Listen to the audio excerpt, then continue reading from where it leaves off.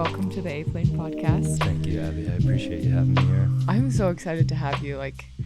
I've been excited to talk to you since I saw you did the Uinta Highline fastest known time, and I just love the Uintas. Love the Uintas. Yeah, I noticed that are you trying to do that as well? It seems like you've been on the trail a lot. It would be fun to do it one day, I think. I haven't set a date and been okay, this will be the year or whatever, but it definitely is on my bucket list. Yeah. It's daunting though, honestly. I know. That was kind of a lot of the appeal to me, was the mystique of it all, and you don't hear a lot of people doing it, and there's no service, there's bad access. It's so remote. The trail's pretty rugged. There's not really any trail maintenance, so I think for me it was equal parts intimidation and excitement, because I'm like, it sounds like a lot. I mean, the logistics aren't that easy, but yeah, those are generally the things that excite me. The mystery of it all, and what's going to happen out there, and what happens if something goes wrong, and am I going to be able to push through that? And that's usually where I'm like, sign me up. You're like, okay, I'm excited about this. Yeah. So for our listeners who aren't familiar with what the Uinta Highline Trail is, do you want to just kind of give a rundown of what it is, what it looks like? Yeah. So the Uintas are a pretty unique mountain range, kind of on the border of Utah and Wyoming. They're actually, as far as I know, the only range that runs east to west. High in elevation, the trail averages over 10,000 feet. It's got Utah's highest peak in it. And then there's a trail that traverses the whole range called the Uinta Highline. There is an 80-mile and a 100-mile version. Most of the records are referring to that 80-mile section.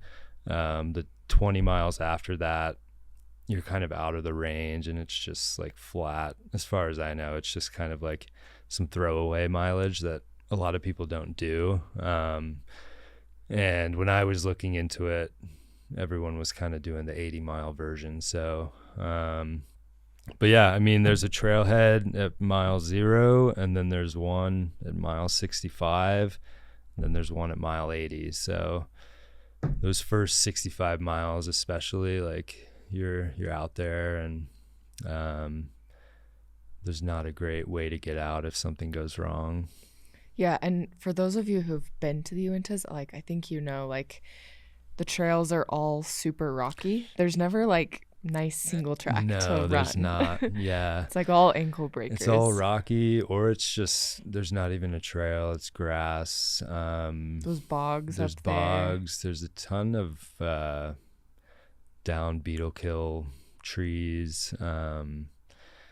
Yeah, so and I can imagine that first section too, even the sections that I spend a lot of time in, I've never done tons of multi-day stuff up there, so it's mostly 10-20 mile range that I've done, but a lot of it is not well maintained at all, and you think you see a cairn and you think you're on the trail, but then suddenly you look at your GPS and you're like, okay, I don't know where I am. Yeah, totally. So actually, I was only able to go scout a few times before I did it, and that's crazy to me.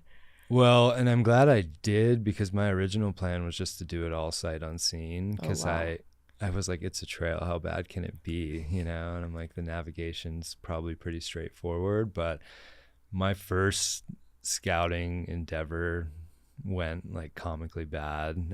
I started at Hayden Peak, and I drove up there Thursday night after work. I slept in my truck at the trailhead, woke up at 3 and was like, I'm gonna run to Dead Horse Lake, which is 18-ish miles, and back. So I was gonna do a 36-mile out and back.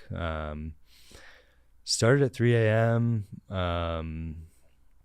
I think maybe 10-ish miles I got off trail and didn't realize it. I got on some other little trail, and it's at one point I was in this bog, and I was in chest high grass, and my knees were in the mud, and then I started crawling over these trees, and ended up doing this big loop and I ended up back on the trail that I came from, but going the opposite direction. I didn't realize it because it was all dark, and I was all disoriented. And so I was getting 18 miles in thinking I was about to get to this lake.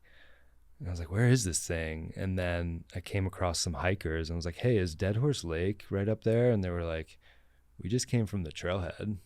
And so I had this kind of shocking moment of like, I'm back at the trailhead. Somehow I just did a loop. And I'm like, man, how am I safe right now? I'm like, if that happened, partway through the trail or on the day that I was doing the whole thing. And so that was my first taste of it. And I was like, geez, I don't know if I really want to do this thing. 'Cause it turns out some of the worst miles are like 10, 11, 12, 13 ish. Like there's a ton of crawling over trees. There's a lot of bad trail. And I was like, if it's all like that, it's going to be a long 80 miles. But luckily that was kind of the worst of it. But yeah, the 3 times I went to scout, they all sort of had something go wrong, and it wasn't very confidence inspiring. But ultimately I was like, let's just see what happens. Yeah, I think the remoteness of it too is super daunting. Like, yeah, in the Wasatch especially, like at most you're like a couple miles from a ski resort, or totally, like yeah. You always are oriented with where the mountains are, but in the Uintas it's super disorienting, especially like when you're out of those like really tall peaks. Sure. And then it's just so remote that if something happens, it's like kind of a big deal. It's kind of a big deal. Yeah. And I had done the Wasatch Ultimate Ridgeline link up a couple times, and like you said, I mean, for one, you're always on the ridgeline, so as long as you're staying on the highest point, like, you're kind of in the right spot, and the road is always right down there. So you're like, you can bail at any point, really. The Highline Traverse, like, it's less, it's not like you tag every single peak necessarily. So the route finding isn't as straightforward. It's a lot of like going up and over saddles and down and around. You're not just following a ridge line. Yeah. But. So what made you keep going back even after everything was like giving you signs that it was going to be hard? Well, that's a good question. I mean, I think I had been fixating on it for so long at that point that I couldn't come to grips with not trying it. And so I think even though like my scouting missions were going bad or poorly, I would just tell myself, well, this is a good thing. I'm like working out the kinks, like I'm just glad that wasn't, race day, so to speak. I mean, ultimately I just kind of tried to be grateful that I was getting eyes on the trail and getting a feel for the terrain. And I also was trying to get a feel for like record speed and like what that felt like on that terrain and what I needed to be maintaining the whole time I was out there. And so, a lot of stuff went wrong, but I tried to just view it as an overall positive, that I'm kind of getting all of this out of the way before I really try to link it all up.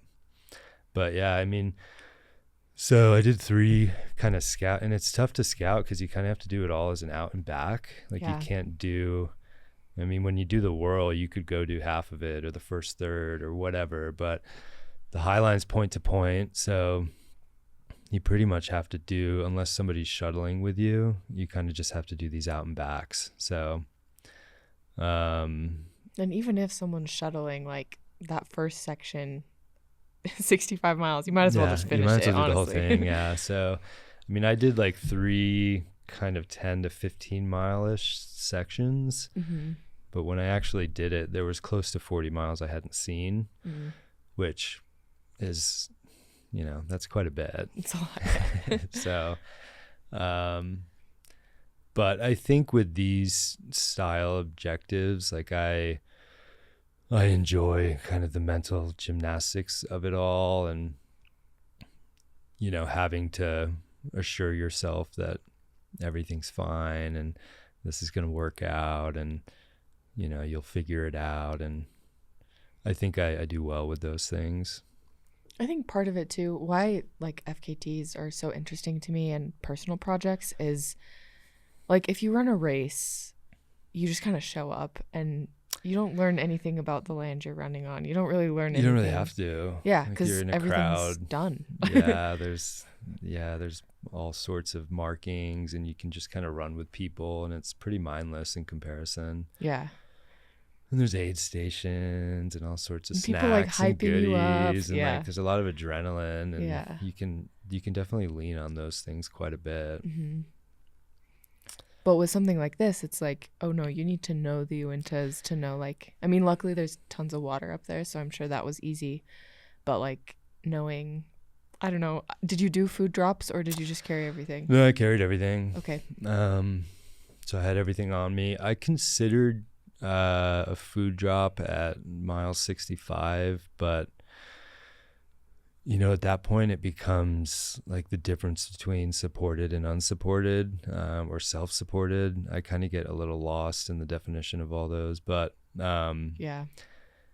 I figured instead of, I mean, like you said, when you're at mile 65, like you're kind of nearing the end anyways, so I'd rather just carry everything and chalk it off as self-supported than have any sort of help there. So I just had it all on me. That's awesome. Yeah. I'd seen on your Instagram you'd thanked Jack Kunzel. Is that how you say his last name? Yeah, Jack Kenzel. Kenzel, okay. Yeah. Was he coaching you or did he just kind of, okay. Yeah. So you'd mentioned like you were grateful because he had shown you how, like what effective training looks like, I guess. So, I mean, this past year is the first time I've ever done any sort of like programming or planned training. Prior to that, I just did everything on my own. And typically my approach was like as much as I could handle, near as fast as I could do it all the time. You know, I was always targeting vert. It's just like heavy volume, near as fast as I could do it all the time. You know, so working with him, it started out with a series of heart rate tests to understand where my zones were at, and then trying to keep everything zone 2. And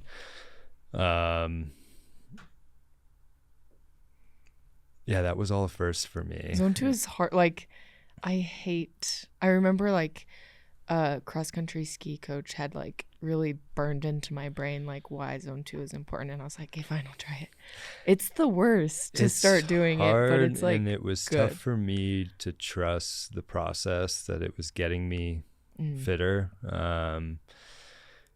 because obviously I had to slow everything down a lot. But yeah, I mean, I met him last winter through my friend Anna DeMonte, who I know you had on here as well. And back then I kind of had my eyes set on skiing Denali in June.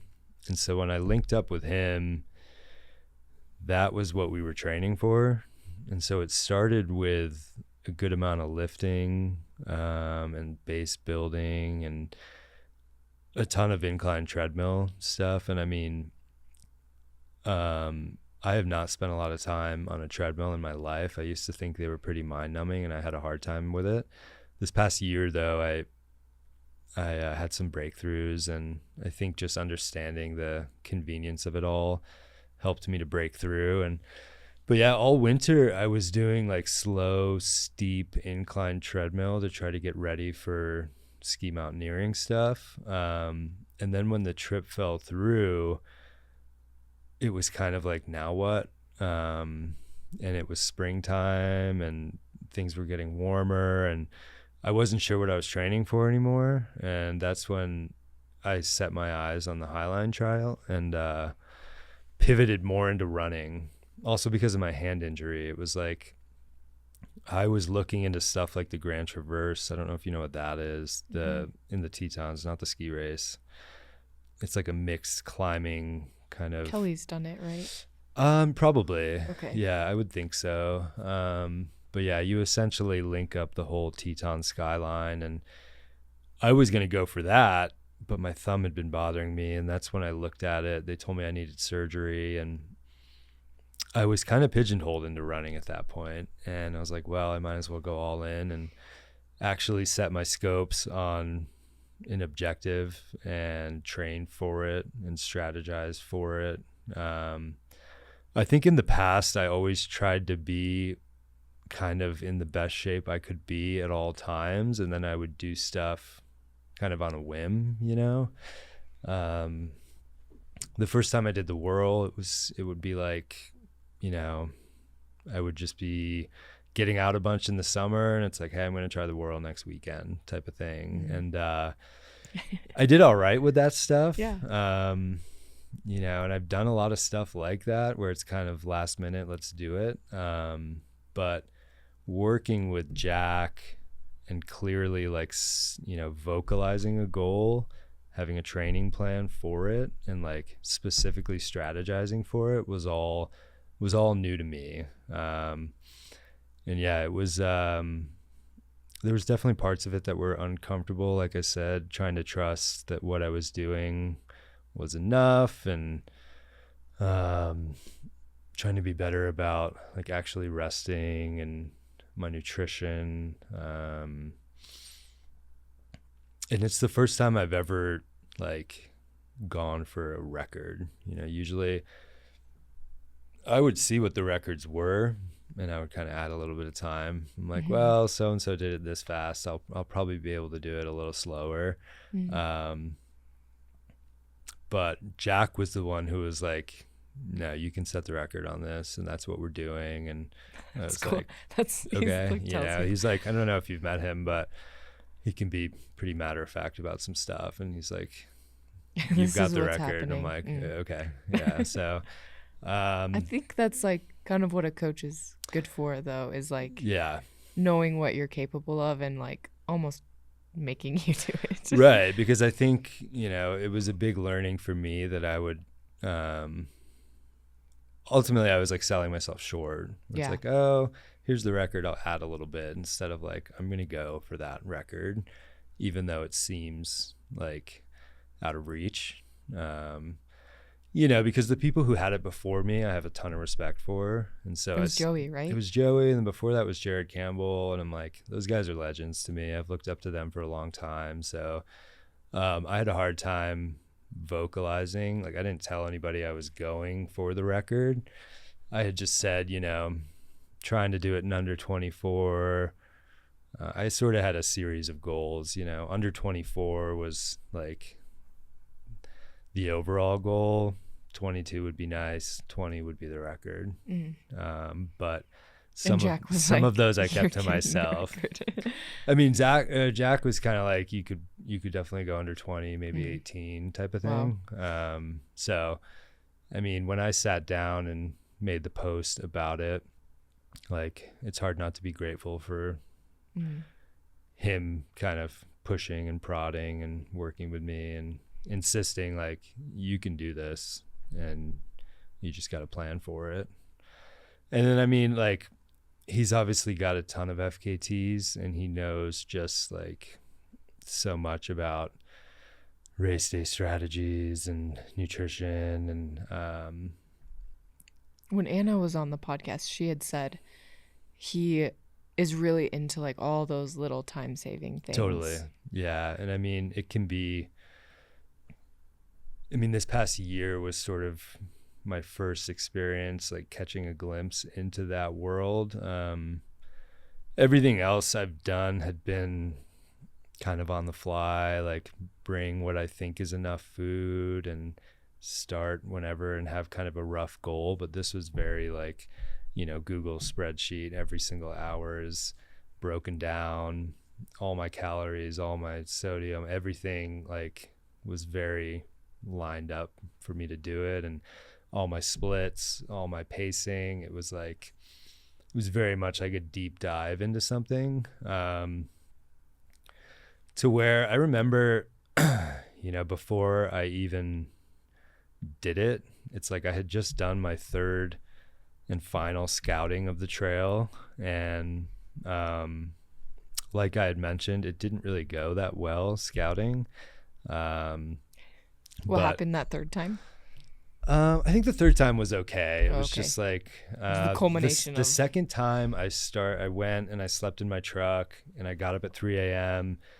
and I got ready to go, but I could tell like I couldn't see any stars. So I'm like, okay, this is clearly overcast at the least. Started running into the night by myself, and then the sky just starts lighting up with thunder and lightning, and here I am just by myself, 3 a.m., like running into kind of an unknown thunder, lightning. And those storms in the Uintas are scary. I was like, I should probably turn around. And so I turned around and proceeded to wait, like laying in the back of my truck, like the storm is going to pass. But I waited for 3, 4, 5 hours for it to pass. And then by the time I ran, everything was just soaked and flooded and muddy. Yeah. And like I couldn't go as far as I wanted to. And yeah, it took a lot of like convincing myself that like, no, that was good. That was a great day. That's a good job. So, but I guess what I was getting at is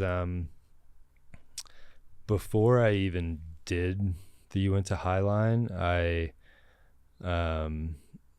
was kind of like, regardless of how this goes, I've learned so much, I've grown so much that, the results weren't as important, because I'm like, I've already kind of won in a lot of ways. But yeah, I mean, Jack has taught me a lot, and he's been kind of in this space doing this stuff for a long time. He's like FKT king right now. Yeah, pretty much. So I was fortunate that I met him through Anna, and he's been working with me.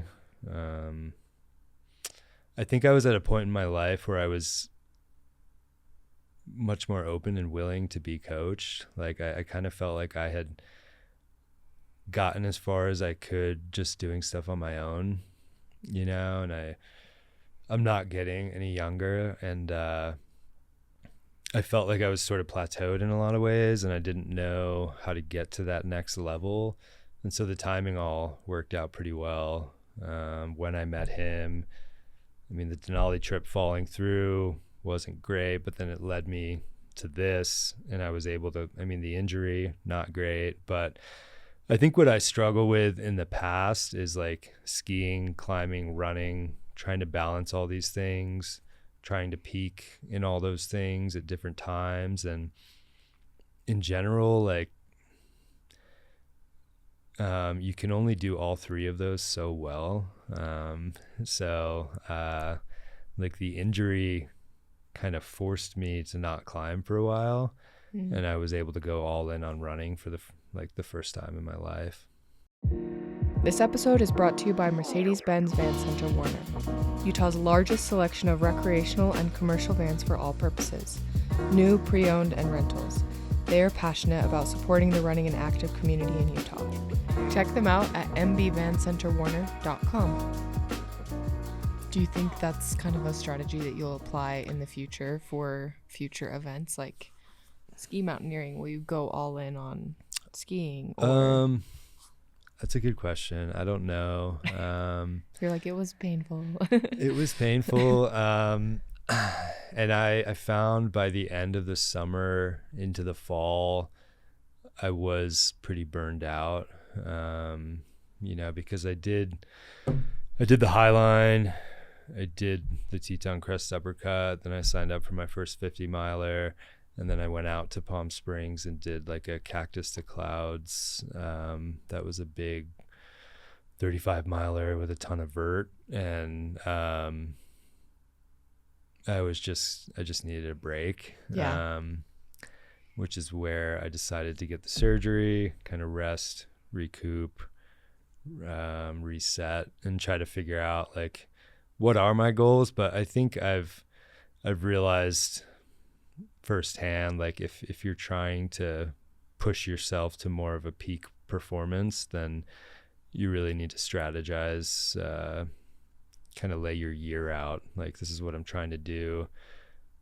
in this season and then this season. And for me, it's going to be a matter of balancing like ski mountaineering style training and running training, and those two I think is easier to manage, but when you throw in climbing, it gets a little harder. Yeah. The third. Yeah. So, but yeah, I mean, I think like the takeaway for me is like, if I'm really trying to see what I'm capable of, I need to set clear intentions, and I need to like vocalize it, plan for it. And, doing stuff on a whim is only going to get you so far. So yeah. Well, I want to hear about the Uinta Highline experience. So like, how did that day go? You started a little later than you thought. Yeah. So original plan was, start 2 or 3 a.m., run for a few hours in the dark, and then throughout all of the daylight, kind of optimize daytime hours, and then at the end run for another few hours of darkness. But because of the navigation, or why did you choose? Yeah, I was thinking mostly navigation. Yeah, there's so much of that trail where you're like looking for a cairn on the horizon type of thing. Yeah. So I'm like, if I'm doing that in the dark, I'm probably going to be, aimlessly wandering through these fields. But yeah, I was thinking navigation mostly. I had kind of picked a couple weekends in August that were options. Just knowing that time of year in the area, like it's thunder and lightning a lot of the days. There's a chance in the afternoon, especially when you're looking at like an 80-mile section of mountains. At that elevation, it seems like there's always a chance of thunder and lightning. So I think the first weekend came around and the weather was not really looking good at all. So then I pushed it back a week. The weather still didn't look great, but I think I was going away the next weekend, so I was starting to feel like this is kind of my only opportunity, and if I don't do it now, then I might not be able to do it this year. And so I was talking to Jack about it, and he's the one that kind of suggested like, well, instead of early Saturday morning, you could start Friday at 1 p.m. And I think I was trying to dodge a storm that next day. So it was kind of a last minute switch up. I started at 1 p.m., ran for 7 or 8 hours of daylight, and then through the night, and then back into the sunshine.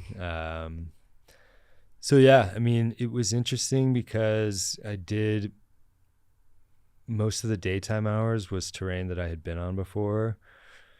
And then it's kind of funny. And then as I entered the nighttime, it was like, obviously everything you hadn't seen. Everything basically. I hadn't seen.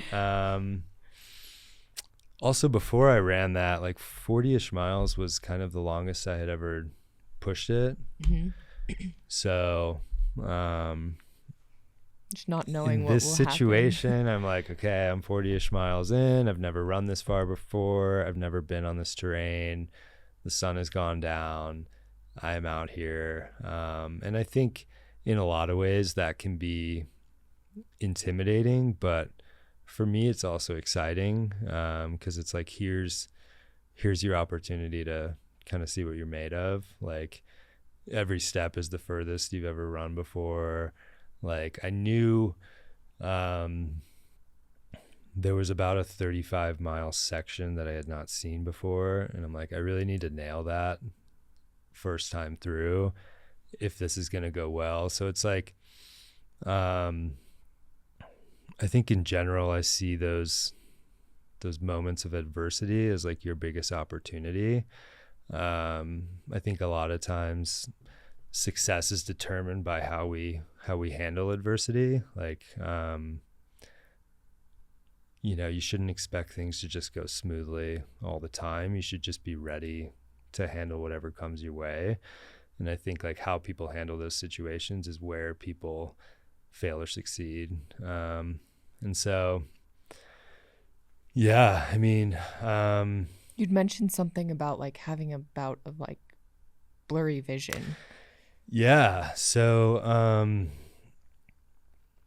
I mean, the running through the night was an interesting experience. It was colder than I was expecting it to be. It was just above freezing temperatures. It gets so cold up there, even in the summer. You know, and I was in like just short shorts and like a tank top, and I had a little jacket in my backpack, but I never stopped to put it on.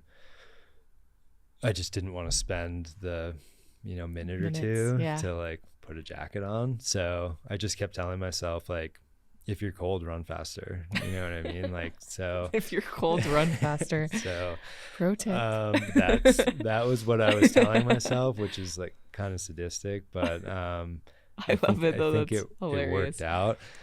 But yeah, so I think 40-ish miles in, the sun went down.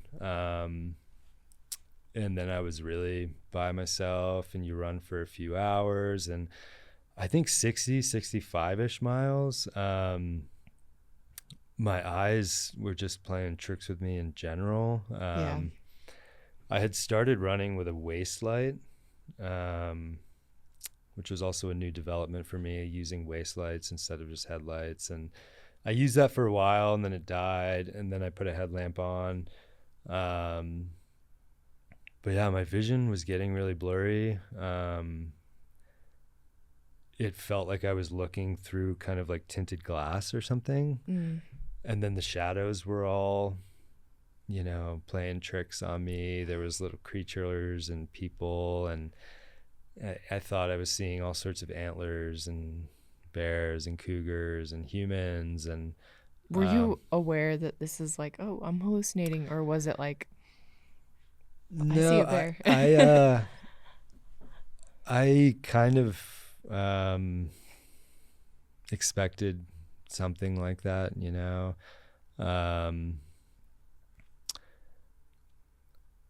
I expected things to get kind of weird and get pretty dark, and like I said, not knowing what I'll feel like mile 50, mile 60, mile 70, that was all uncharted territory for me. But I knew well enough, like, don't expect to feel good that whole time, like, yeah. I think that's where people get into trouble. It's like they're trying to avoid the pain cave, or they think everything's going to go really smoothly. And then when it doesn't, they don't handle it very well. Yeah. And I think if you reframe that and you just expect things to get really bad, and embrace that, expect it, try to find comfort in it.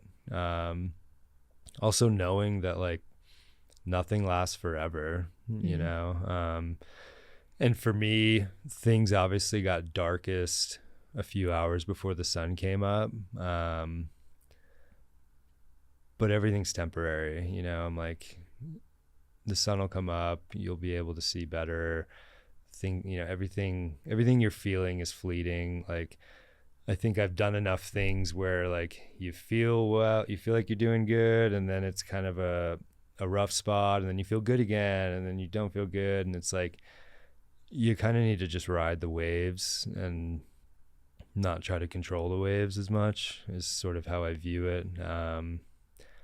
Like I've listened to a lot of podcasts of Courtney Dauwalter, for example, and just talking about like embracing the pain cave, and don't try to avoid it. Just try to lean into it and kind of like find comfort in it if you can. And so I remember I did have a moment where I was like, this is rough. I can't see very well. It's dark. It's cold. And I was kind of getting down on myself. But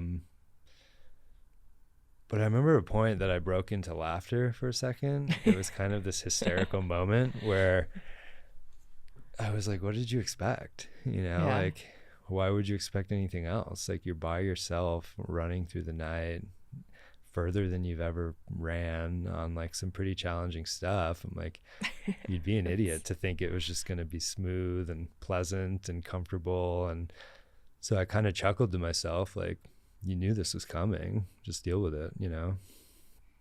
So. Yeah, it's like funny and very like ultra running coded to think of just a person alone, like maniacally laughing in the woods to themselves. Yeah, I know. I tell people about stuff that I do, and the most common response is like, "You're crazy." And I'm like, It's hard to dispute that. And I'm like, yeah, I am a little bit, but it's okay. Yeah. How did it feel to finish? I mean, it's one thing to push through a distance that you've never ran before, but I think it's another thing to like push through and perform well at a distance that you've never ran before. So what did that feel like finishing? And so, I mean, one thing that was helpful was like I knew all of the record splits. And I had I had most of them memorized, but sort of a cheat sheet of, you know, Dead Horse Lake or all the Anderson Pass or whatever it was. I knew what the record speed was. And so one thing that was really helpful was like, I had a taste of what the speed was going into it. I knew that I could move quicker than that. It was just a question of whether I could maintain it for 24 hours or 20.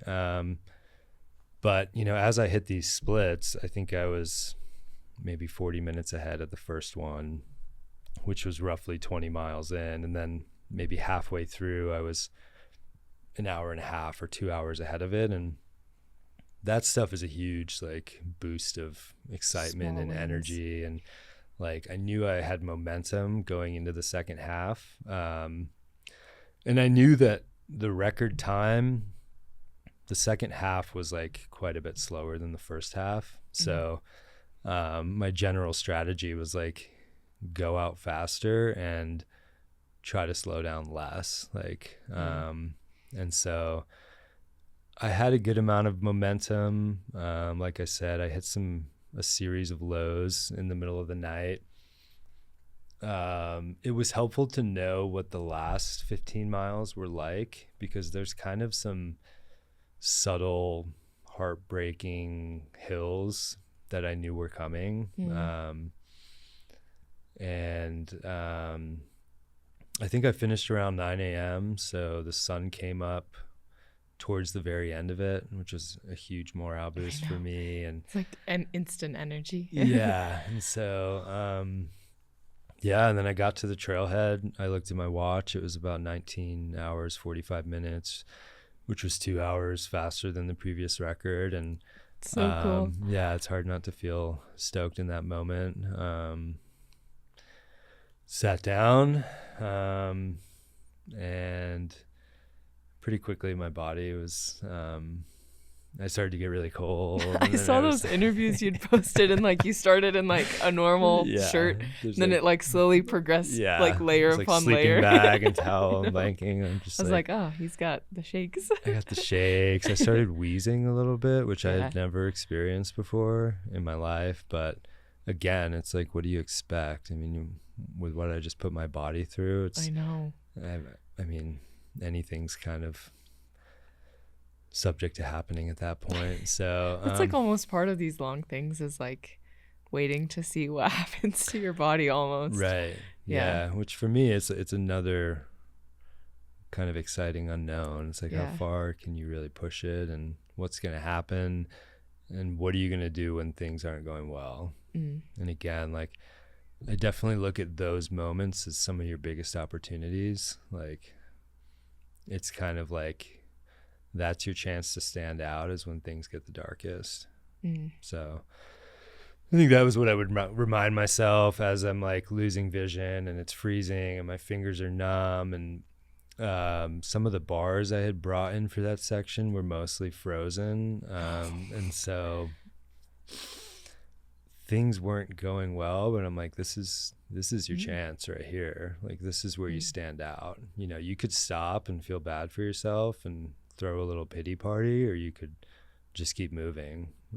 So those are kind of the inner dialogues that I have as I'm doing some of these odd quests, but it worked out well. Yeah. So.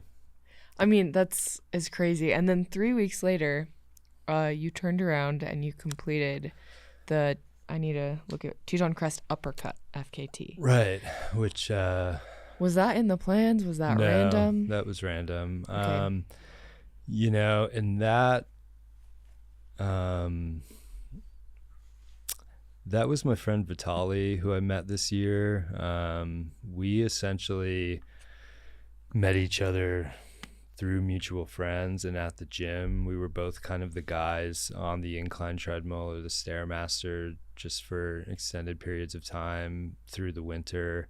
We had similar kind of training hours and schedules, and that was a situation that I ran into him on a Wednesday night, and he was like, do you want to go do a big run in the Tetons on Friday? And I said, yeah, what is it? You know, and what is it? And I asked, is it the Teton Crest? And he's like, no, it's like a variation. He's like, I'll send you a link later. And I was like, okay, cool. And so I had never heard of it. I hadn't heard of it either, honestly, before I'd seen that you'd done it. It's certainly a lot more obscure. It's not as well known. It's a variation on the Teton Crest. Kelly Halpin came up with it. Yeah, you run the Teton Crest Trail for 26 miles, and then around that point, you leave the trail and kind of head towards the Grand Teton. You start with kind of some downhill bushwhacking to a river crossing, and then you charge up Dartmouth Basin, which is all off trail. It's all pretty rugged. And you end up doing kind of steep, loose, rocky, kind of scrambling stuff to get to the saddle beneath the Grand Teton. And then you climb the Owen Spalding route. And that route I'm not familiar with that one. Is it the more difficult? No, that's like probably one of the more common. Oh, okay. But a lot of people rope up for it. Okay. Depending on your comfort with climbing. Like, I mean, we did it, no ropes, no harness, in trail running shoes, but there's people doing it like in full rope, full gear. Neither one of us were familiar with the route.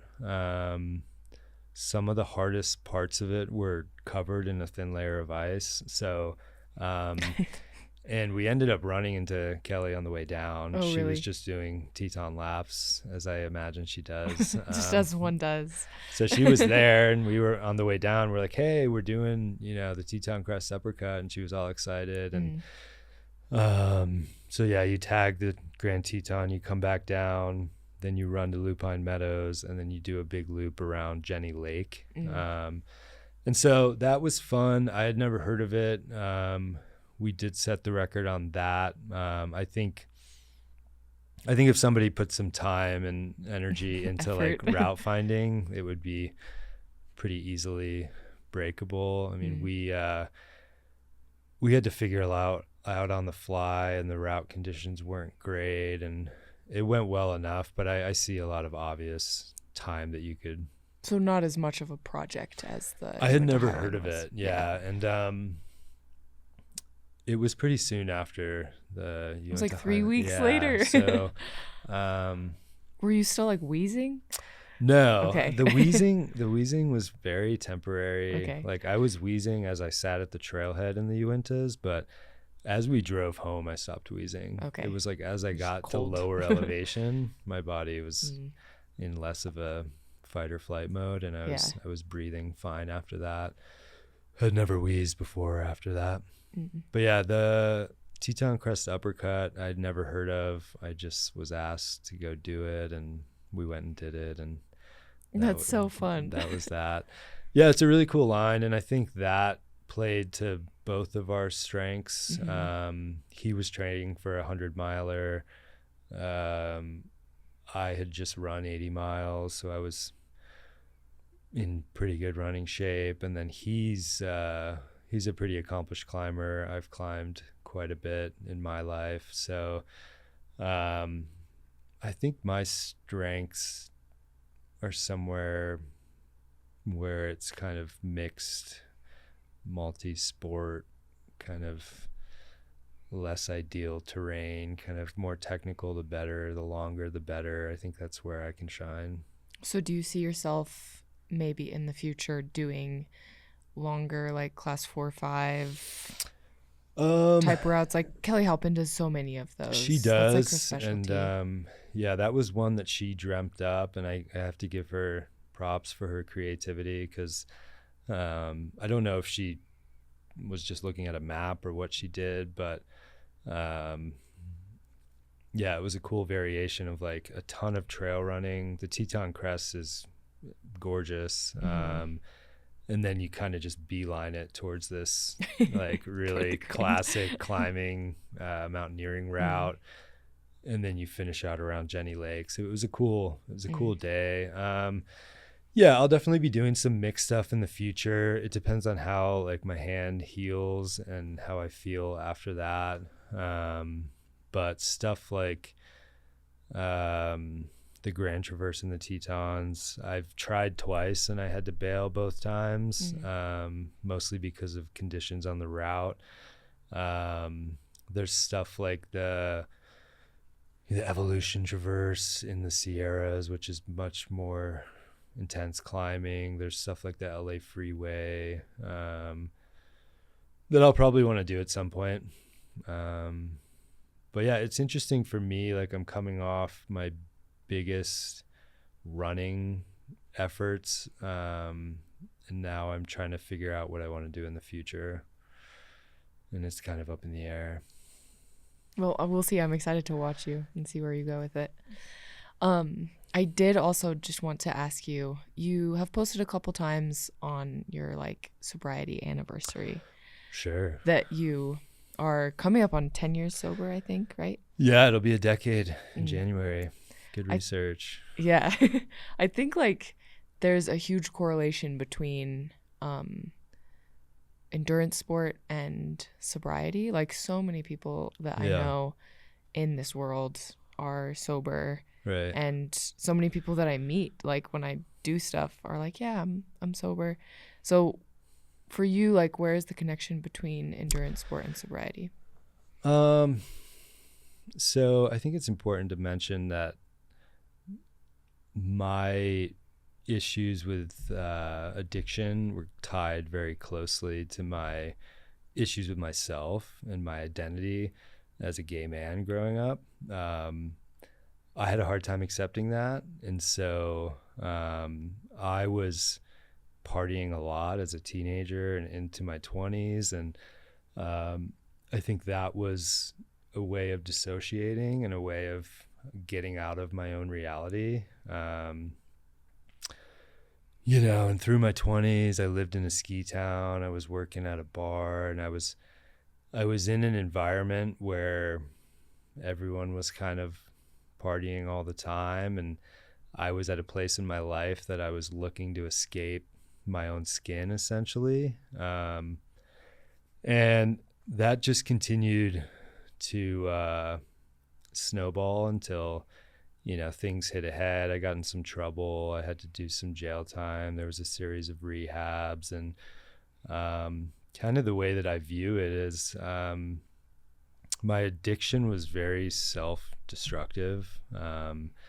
I wasn't thinking about the future, really. I was just kind of beating myself up and trying to escape, and I wasn't treating myself well because I didn't have a lot of love and respect for myself at the time. And then through a series of rock bottoms and things getting continually worse, and rehabs and therapy, and my family's been amazing, but ultimately facing my inner demons and addressing these issues I had with myself. Eventually there was kind of a flip of a switch where I went from being kind of reckless and self-destructive to wanting to really invest in myself, and see, what I'm capable of doing. And I leaned really hard into just progressing as a human, whether it was mentally, physically, athletically. Like I was very focused on improving at that point and investing in who I was and seeing what I was capable of, and I think there's a lot of interesting connections you can make with addiction and endurance sports and kind of ability to suffer well, or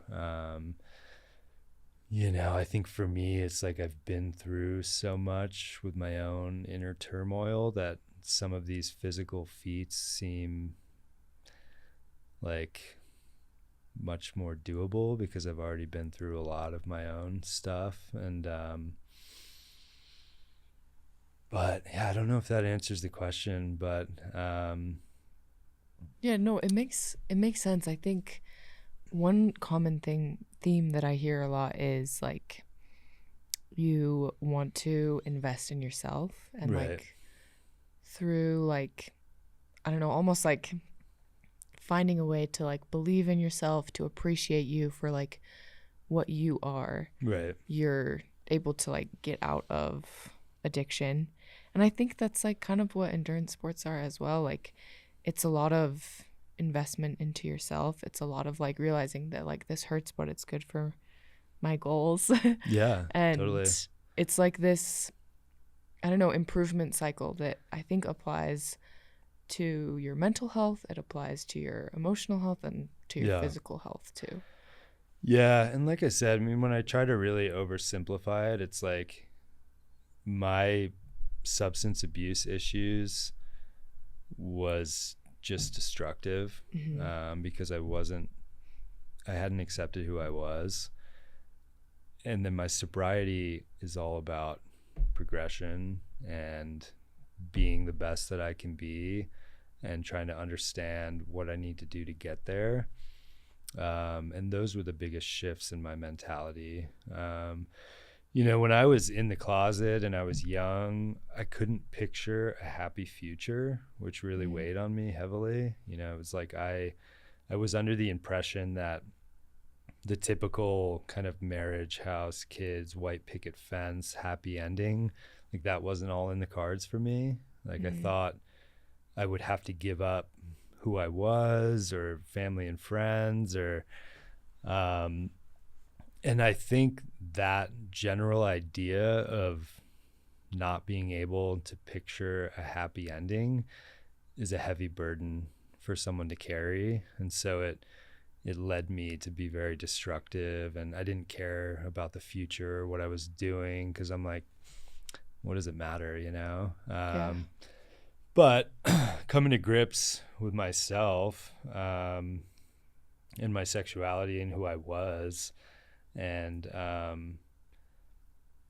mean, it was kind of a cheesy storybook moment where like the clouds are parting and I'm like, oh man, maybe I can be happy and healthy and in love and my family will still be there. And what was it that gave that to you? Like what made you realize that I could be all those things, or what?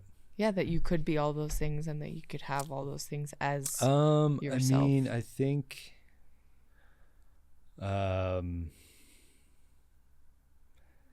obviously a lot of therapy for me, and working with my family and my parents. And I was led to believe all those things just from, societal norms and things from my childhood, and thinking that, me being gay was not okay, but I think, I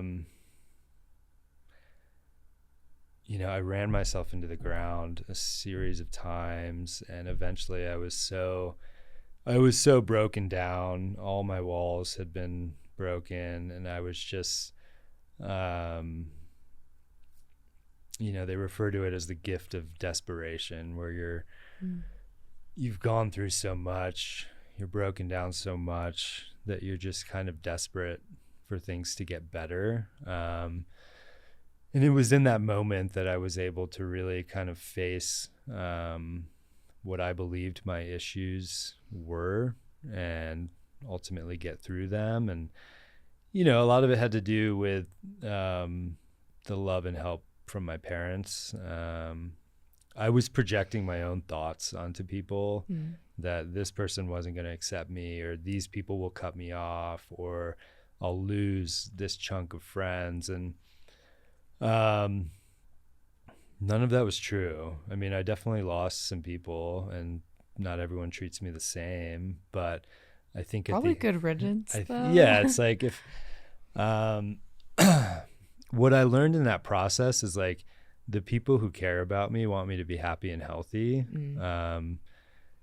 And it's less about the finer details. I mean, if you're a happy, healthy person, your family is going to support you. Yeah. And so I was hung up on this little facet of my being that really isn't that important. It's not my identity as a whole. But I think I was kind of led to believe that it wasn't okay. And I think there's a lot of things that contributed to that in my formative years. But at the end of the day, it is okay. It's not a big deal.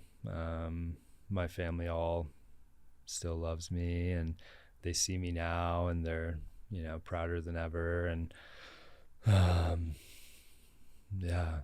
So, yeah, I'd like to think that like now there are more resources for people who are struggling with like their sexual identity.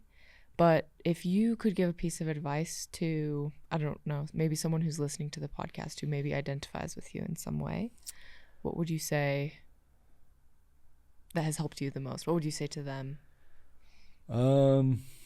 Everything's going to be okay. You don't need to hide who you are. Don't let society tell you who you're supposed to be. Like, ultimately, that's your choice, and you just got to kind of follow your instincts, follow your passion. Yeah, I mean, fortunately, it's only getting easier to come out. I mean, I came out in my 20s, but I can't imagine coming out in high school, and I think with each passing moment, it's only getting easier. So hang in there, and there's nothing wrong with you. You are worthy, you are lovable, and everything's going to work out. And I love the thought of you going from a place where you like don't envision a future for yourself to like hearing you speak now and hearing like the things that you're doing now is like, so inspiring to me. Yeah, it's like I had been, selling myself short. I wasn't investing in myself because I honestly didn't think I was going to be around till the end. I kind of figured, I was on this crazy train and it was all going to go up in flames at some point, and I was just going to, I figured I would kill myself at some point, honestly. That was how I saw the story ending, which again, like, that's a grim way to exist. Yeah. But, when I was forced to deal with all those issues and I was able to work through it, it was kind of like, the ceiling was lifted and anything was possible. And I was fired up to try to figure out exactly what was possible. And, so the past decade for me has been, really like, seeing how far I can push it in all aspects of my life, and just always trying to move forward, and do what's best for you. Maybe for you, that's why the mystery is like so intriguing, is because there's probably a lot still left like in your potential that you like haven't explored yet, and to like, I don't know, I get there think is so. fun. Yeah. And I think like, in some ways it's interesting to wrap my head around, because I wasted a lot of years in my 20s. I didn't really start running until my 30s, so it's like, in some ways it feels like I'm reaching my prime as my prime is like slipping away, maybe, if not gone. So, but I mean, there's pros and cons to it. Like, a lot of the people that I know who ran really hard, really young, don't run anymore. Yeah. Whereas I wasn't really interested in it for a long time.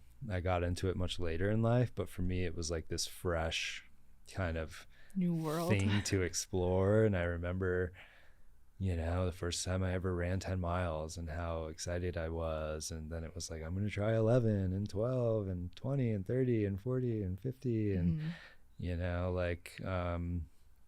I mean, because again, the Uinta Highline Trail, like the whole second half of that, every step was the furthest I'd ever run in my life, so it's like every step is record breaking, like you're setting new records with what you're doing, and that can be a huge motivator. Whereas like, I think if I had maybe done that distance before and it wasn't as exciting, I might have framed it differently, where I'm like, this is just kind of brutal and it's not great. But for me, I was like, this is so cool. Like, I've never done this before. And, but yeah, it's interesting to get into running as late as I did, and then meet people and they're like, you're a runner, that, to like slap a label on me. And you're I'm like, like, kind of, yeah, the past year I have been. So, but yeah, there's kind of a lot of different facets to me and who I am, and athletically and not athletically. Yeah. I'm not a fan of all the labels and you're this or that. It's like, no, I'm a lot of things. Yeah, you are definitely like a very well-rounded athlete. Again, I told you this before we started the podcast, but we could have done many more podcasts on all the things that you've like accomplished. If our listeners want to follow along with what you're doing, where should they find you? Instagram, Facebook. I'm trying to be better about posting things. Is it K-Roo, what it do? Yeah, so my last name is Roohan, Roohan. If you just type K.ROO, it should be the first one, but yeah, it's K-Roo, what it do. I love it. You can search that, or Kevin Roohan. That's where I'm at. Strava. You can find me at the Gear Room. All those places. Cool. Yeah, well, I'll link everything in the description below. And thank you so much for coming. Thanks for having me. I'm honored and I appreciate it.